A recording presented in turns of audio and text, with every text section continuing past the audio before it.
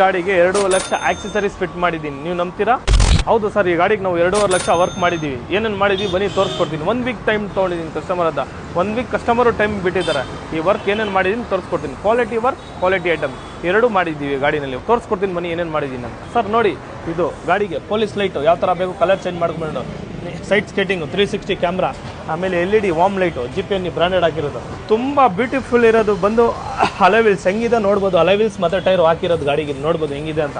ಆಮೇಲೆ ಬಂದು ಈ ಗಾಡಿಗೆ 360 ವರ್ಕ್, 360ನೂ ಹಾಕಿದ್ದೀವಿ ಗಾಡಿನಲ್ಲಿ. ಸಿಸ್ಟಮ್ ಔಟ್ಪುಟ್ ನೋಡ್ಬೋದು ನೀವು ಹೆಂಗಿದೆ ಅಂತ.